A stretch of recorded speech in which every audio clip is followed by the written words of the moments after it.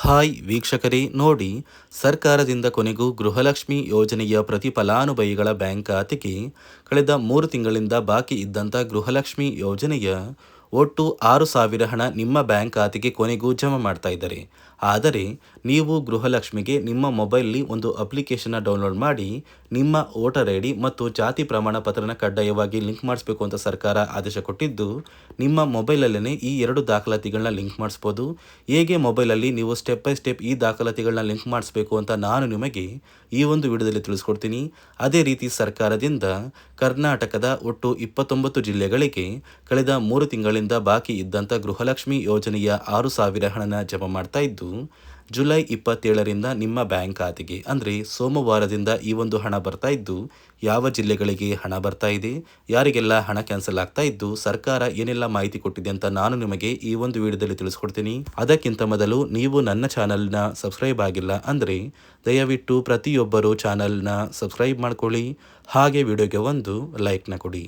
ಹೌದು ವೀಕ್ಷಕರೇ, ಸರ್ಕಾರ ಪ್ರತಿಯೊಂದು ಗೃಹಲಕ್ಷ್ಮಿ ಫಲಾನುಭವಿಗಳಿಗೆ ಕಳೆದ 3 ತಿಂಗಳಿಂದ ಯಾರೆಲ್ಲ ಹಣ ಬಂದಿಲ್ಲ ಅಂತ ವೇಟ್ ಮಾಡ್ತಾ ಇದ್ರಿ, ಇದೀಗ ಕೊನೆಗೂ ಪ್ರತಿ ಫಲಾನುಭವಿಗಳಿಗೆ 3 ತಿಂಗಳ 6,000 ಹಣನ ಒಟ್ಟಿಗೆ ಜಮಾ ಮಾಡ್ತಾ ಇದ್ದೀವಿ ಅಂತ ಒಂದು ಮುಖ್ಯವಾದ ಭರ್ಜರಿ ಗುಡ್ಡಿಸ್ನ ಕೊಟ್ಟಿದೆ.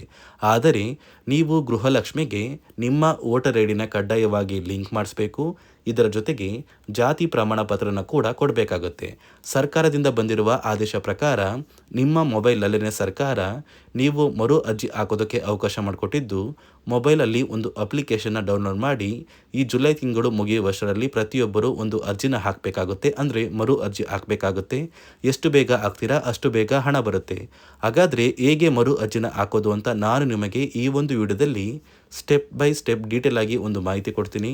ಅದೇ ರೀತಿ ಸರ್ಕಾರ ಕರ್ನಾಟಕದ ಒಟ್ಟು 29 ಜಿಲ್ಲೆಗಳನ್ನು ಆಯ್ಕೆ ಮಾಡಿ ಈ ಜಿಲ್ಲೆಗಳಿಗೆ ಜುಲೈ 27ರಿಂದ ಗೃಹಲಕ್ಷ್ಮಿ ಯೋಜನೆಯ 3 ತಿಂಗಳ 6,000 ಹಣನ ಜಮಾ ಮಾಡಲಿದ್ದು, ಯಾವ ಜಿಲ್ಲೆಯ ಯಾವ ಫಲಾನುಭವಿಗಳಿಗೆ ಹಣ ಬರುತ್ತೆ, ಯಾವ ಫಲಾನುಭವಿಗಳಿಗೆ ಹಣ ಕ್ಯಾನ್ಸಲ್ ಆಗುತ್ತೆ ಅಂತ ನಾನು ನಿಮಗೆ ಈ ಒಂದು ವಿಡಿಯೋದಲ್ಲಿ ತಿಳಿಸ್ಕೊಡ್ತೀನಿ.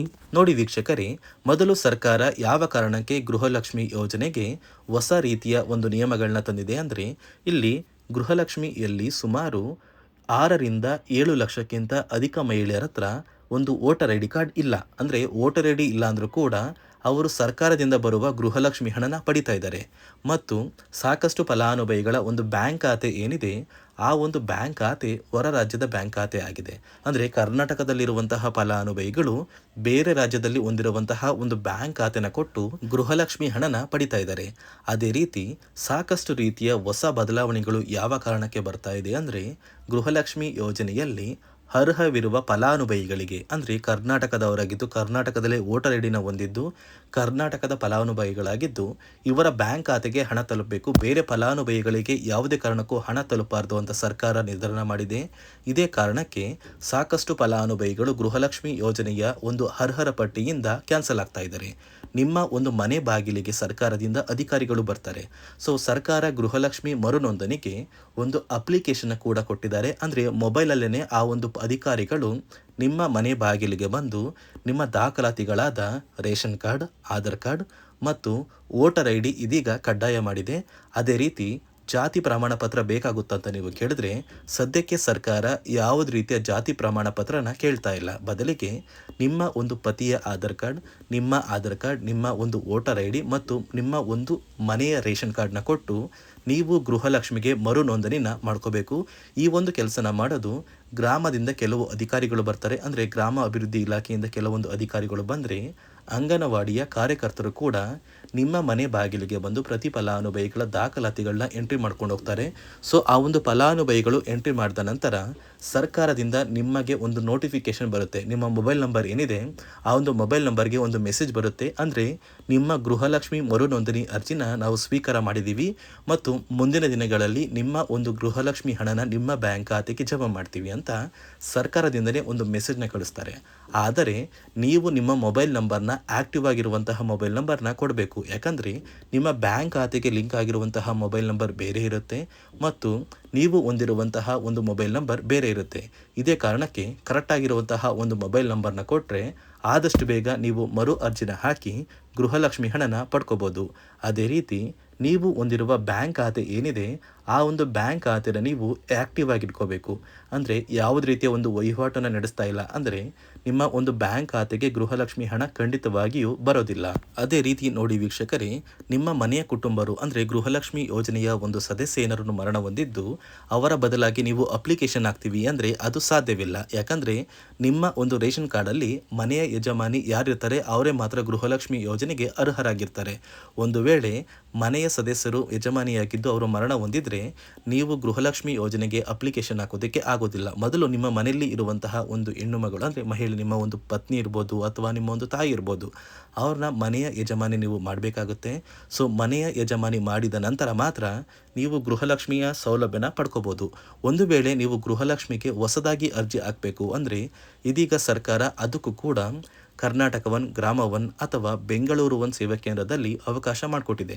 ಆದರೆ ಮೊದಲ ಥರ ಇವಾಗ ನೀವು ಅರ್ಜಿನ ಹಾಕೋದಕ್ಕೆ ಆಗೋದಿಲ್ಲ. ಬದಲಿಗೆ ನಿಮ್ಮ ರೇಷನ್ ಕಾರ್ಡ್ನ ತೊಗೊಂಡೋಗ್ಬೇಕು, ನಿಮ್ಮ ಆಧಾರ್ ಕಾರ್ಡ್ನ ತೊಗೊಂಡೋಗ್ಬೇಕು, ನಿಮ್ಮ ಒಂದು ಪತಿಯ ಆಧಾರ್ ಕಾರ್ಡ್ನ ಕೂಡ ತೊಗೊಂಡೋಗ್ಬೇಕಾಗುತ್ತೆ. ನಿಮ್ಮ ವೋಟರ್ ಐ ಡಿ ಕೂಡ ಕಡ್ಡಾಯವಾಗುತ್ತೆ. ನಿಮ್ಮ ವೋಟರ್ ಐ ಡಿ ನಿಮ್ಮ ಹತ್ರ ಇದ್ದರೆ ಮಾತ್ರ ನೀವು ಗೃಹಲಕ್ಷ್ಮಿ ಯೋಜನೆಯ ಒಂದು ಅರ್ಹತೆಯನ್ನು ಪಡ್ಕೋತೀರಾ.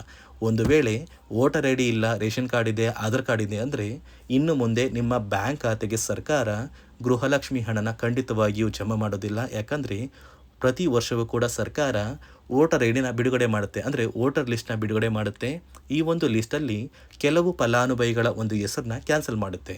ಒಂದು ವೇಳೆ ನಿಮ್ಮ ವೋಟರ್ ಐ ಡಿ ಏನಾದರೂ ಕ್ಯಾನ್ಸಲ್ ಆಗಿದ್ದರೆ ನಿಮ್ಮ ಬ್ಯಾಂಕ್ ಖಾತೆಗೆ ಗೃಹಲಕ್ಷ್ಮಿ ಹಣನ ಸರ್ಕಾರ ಕ್ಯಾನ್ಸಲ್ ಮಾಡುತ್ತೆ. ಈ ಕೂಡಲೇ ನೀವು ನಿಮ್ಮ ದಾಖಲಾತಿಗಳು ಎಲ್ಲ ಕೂಡ ಸರಿ ಇದೆ ಅಂತ ತಿಳ್ಕೊಳ್ಳಿ. ಹಾಗಾದರೆ ಮಾತ್ರ ನೀವು ಗೃಹಲಕ್ಷ್ಮಿ ಯೋಜನೆಗೆ ಅರ್ಹರಾಗಿರ್ತೀರಾ. ಸರ್ಕಾರ ಯಾವ ಕಾರಣಕ್ಕೆ ಈ ರೀತಿಯ ಹೊಸ ಬದಲಾವಣೆಗಳನ್ನ ತರ್ತಾ ಇದೆ ಅಂದರೆ ಇಲ್ಲಿಯವರೆಗೂ ಸುಮಾರು 60 ಕೋಟಿಗಿಂತ ಅಧಿಕ ಮೊತ್ತನ ಸರ್ಕಾರ ನಷ್ಟ ಮಾಡಿಕೊಂಡಿದೆ. ಅಂದರೆ ಫಲಾನುಭವಿಗಳು ನಮ್ಮ ಕರ್ನಾಟಕದವರೇ ಅಲ್ಲ, ಅಂತಹ ಫಲಾನುಭವಿಗಳಿಗೂ ಕೂಡ ಸರ್ಕಾರದಿಂದ ಹಣ ಹೋಗಿದೆ ಮತ್ತು ಸಾಕಷ್ಟು ಫಲಾನುಭವಿಗಳು ಮರಣ ಹೊಂದಿದ್ದಾರೆ. ಅಂತಹ ಫಲಾನುಭವಿಗಳಿಗೂ ಕೂಡ ಹಣ ಹೋಗ್ತಾ ಇದೆ ಮತ್ತು ಫಲಾನುಭವಿಗಳು ಹೊಂದಿರುವ ಬ್ಯಾಂಕ್ ಖಾತೆ ಕೂಡ ಆ್ಯಕ್ಟಿವ್ ಇಲ್ಲ. ಅಂತಹ ಫಲಾನುಭವಿಗಳಿಗೂ ಕೂಡ ಹಣ ಹೋಗಿದೆ ಮತ್ತು ಸಾಕಷ್ಟು ಫಲಾನುಭವಿಗಳು ಏನು ಮಾಡಿದ್ದಾರೆ ಅಂದರೆ ಅವರ ಮನೆ ಕುಟುಂಬದ ಯಜಮಾನಿ ಅಂದರೆ ಹೆಡ್ ಆಫ್ ದ ಫ್ಯಾಮಿಲಿ ಇರ್ತಾರಲ್ಲ, ಸೊ ಆ ಒಂದು ಮಹಿಳೆ ಮರಣ ಹೊಂದಿರ್ತಾರೆ. ಸೊ ಏನೋ ಒಂದು ಕಾರಣದಿಂದ ಮರಣ ಹೊಂದಿದ್ದು ಅವರ ಬ್ಯಾಂಕ್ ಖಾತೆಗೆ ಬರುವ ಗೃಹಲಕ್ಷ್ಮಿ ಹಣನ ಒಂದು ATM ಮೂಲಕ ವಿತ್ಡ್ರಾ ಮಾಡಿದ್ದಾರೆ ಮತ್ತು ಫೋನ್ಪೇ ಮೂಲಕ ಟ್ರಾನ್ಸ್ಫರ್ ಮಾಡ್ಕೊಂಡಿದ್ದಾರೆ. ಇದೀಗ ಸರ್ಕಾರ ಈ ರೀತಿಯ ಒಂದು ಹೊಸ ಬದಲಾವಣೆಗಳನ್ನ ಜಾರಿಗೆ ತಂದರೆ ಯಾರಿಗೂ ಕೂಡ ಗೃಹಲಕ್ಷ್ಮಿ ಹಣ ಮೋಸ ಆಗೋದಿಲ್ಲ ಮತ್ತು ಪ್ರತಿ ಫಲಾನುಭವಿಗಳಿಗೆ ಹಣ ಬಂದೇ ಬರುತ್ತೆ ಅಂತ ಆದೇಶ ಕೊಟ್ಟಿದೆ. ನೀವು ಕೇಳ್ಬೋದು ವೀಕ್ಷಕರೇ, 3 ವರ್ಷದಿಂದ ಯಾವುದೇ ಕಾರಣಕ್ಕೂ ನಮಗೆ ಗೃಹಲಕ್ಷ್ಮಿ ಯೋಜನೆ ಹಣ ಮಿಸ್ ಆಗಿಲ್ಲ. ಸೊ ಇದೀಗ ಏನಕ್ಕೆ ಸಡನ್ ಆಗಿ ಈ ಥರ ಬದಲಾವಣೆಗಳು ಬರ್ತಾ ಇದೆ ಅಂದರೆ ಸರ್ಕಾರದಿಂದ ಕೆಲವು ಅಧಿಕಾರಿಗಳು ಒಂದು ಚರ್ಚೆ ನಡೆಸಿದ್ದಾರೆ. ಒಂದು ಸಭೆಯಲ್ಲಿ ಗೃಹಲಕ್ಷ್ಮಿ ಯೋಜನೆಯ ಕುರಿತು ಒಂದು ಸಭೆ ಮಾಡಿದಾಗ ಅಲ್ಲಿ ಗೃಹಲಕ್ಷ್ಮಿ ಯೋಜನೆಯಲ್ಲಿ ಸಾಕಷ್ಟು ರೀತಿಯ ಲೋಪದೋಷಗಳು ಕಂಡು ಬಂದಿದೆ. DBT ಮೂಲಕ ನಿಮ್ಮ ಬ್ಯಾಂಕ್ ಖಾತೆಗೆ ಹಣನ ಹಾಕಬೇಕಾದ್ರೆ ಸಾಕಷ್ಟು ಫಲಾನುಭವಿಗಳಿಗೆ ಹಣ ಹೋಗ್ತಾ ಇದೆ. ಸಾಕಷ್ಟು ಫಲಾನುಭವಿಗಳಿಗೆ ಹಣ ಹೋಗಿದ್ರು ಅವರ ಬ್ಯಾಂಕ್ ಖಾತೆಗೆ ಜಮಾ ಆಗ್ತಾ ಇಲ್ಲ, ಬದಲಿಗೆ ಆ ಒಂದು ಹಣ DBTಯಲ್ಲೇ ಸ್ಟಕ್ ಆಗ್ತಾ ಇದೆ. ಮತ್ತು ಸರ್ಕಾರಕ್ಕೂ ಕೂಡ ಆ ಒಂದು ಹಣ ಬರ್ತಾ ಇಲ್ಲ. ಮತ್ತು ಸರ್ಕಾರ ಹಾಕಿರುವ ಹಣ ಇನ್ನೂ ಕೂಡ ಹಾಗೇ ಇದೆ. ಸಾಕಷ್ಟು ಫಲಾನುಭವಿಗಳು ಆ ಒಂದು ಹಣನ ಯೂಸ್ ಕೂಡ ಮಾಡ್ತಾ ಇಲ್ಲ, ಅಂದರೆ ಅದು ಬ್ಯಾಂಕ್ ಖಾತೆಯಲ್ಲಿ ಹಂಗೇನೆ ಇದೆ. ಇದೇ ಕಾರಣಕ್ಕೆ ಸರ್ಕಾರ ಈ ರೀತಿಯ ಹೊಸ ಬದಲಾವಣೆಗಳನ್ನ ತಂದಿದ್ದು, ಯಾರೆಲ್ಲ ಫಲಾನುಭವಿಗಳು ಸರ್ಕಾರಕ್ಕೆ ತೆರಿಗೆನ ಕಟ್ತಾ ಇದ್ದೀರಾ, ಗೌರ್ನಮೆಂಟ್ ಜಾಬಲ್ಲಿದ್ದೀರಾ ಮತ್ತು ಇನ್ಕಮ್ ಟ್ಯಾಕ್ಸ್ನ ಪೇ ಮಾಡ್ತಾ ಇದ್ದೀರಾ, ಇಂತಹ ಫಲಾನುಭವಿಗಳ ಹೆಸರನ್ನ ಇನ್ನು ಮುಂದೆ ಸರ್ಕಾರ ಗೃಹಲಕ್ಷ್ಮಿ ಯೋಜನೆಯಿಂದ ಕ್ಯಾನ್ಸಲ್ ಮಾಡಿದೆ.